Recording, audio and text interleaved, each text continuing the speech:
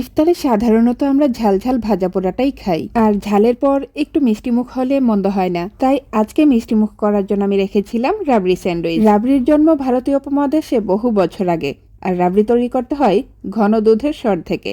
কিন্তু আমি আজকে রাবড়ি তৈরি করব পাউরুটি দিয়ে, আর তার জন্য কয়েক পিস পাউরুটির সোনালী অংশগুলো কেটে টুকরো টুকরো করে নিয়েছি এবং ব্লেন্ডার জারে দিয়ে ব্রেড ক্রাম্ব বানিয়ে নিয়েছি। তারপর পাতিলে 1 কাপ দুধ দিয়ে সেখানে দিয়েছি একটি তেজপাতা এবং পরিমাণ মতো কনডেন্স মিল্ক, সেই সাথে সামান্য একটু লবণ যাতে মিষ্টিটা ব্যালেন্স হয়। আর এখন দিয়ে দিচ্ছি ব্রেড ক্রাম্বসগুলো। অল্প আছে অনবরত নেড়ে চেড়ে রাবড়িটা তৈরি করে নিতে হবে। ঘনত্বটা এমন হবে যেন গড়িয়ে না পড়ে, তারপর ঠান্ডা করে নিতে হবে।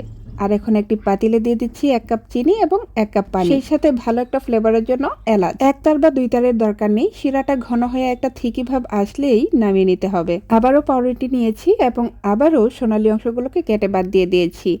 এখন এই পাউরুটিগুলোকে আমি ট্রায়াঙ্গেল শেপ দিয়ে দেব, যেমনটা স্যান্ডউইচে থাকে। রাবড়ি মূলত উত্তর ভারত, বিশেষ করে মথুরা ও বৃন্দাবন থেকে উদ্ভূত, কিন্তু মুঘল রন্ধনশৈলীর প্রভাবে ধীরে ধীরে এর বিকাশ ঘটেছে বলে ধারণা করা হয়। আর এখানে আমি একটি প্যানে ঘি ঢেলে ওই যে ট্রায়াঙ্গেল করে রেখেছিলাম সেই ব্রেডগুলোকে হালকা সেঁকে নিচ্ছি, অর্থাৎ একটু ব্রাউন কালার করে সেঁকে তুলে নিচ্ছি। আর সেই ব্রেডগুলোকে এখন শিরায় চুবিয়ে তুলে নিচ্ছি।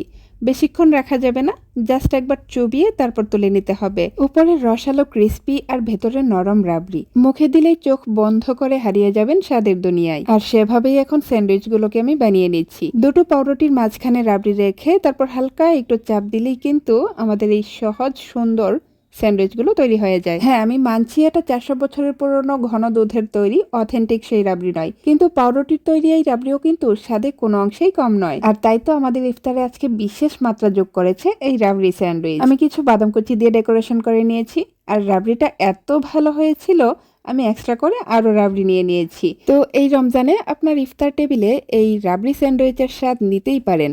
আর অবশ্যই আমাকে কমেন্ট করে জানাবেন যে কেমন লাগলো। তো আজ এই পর্যন্তই।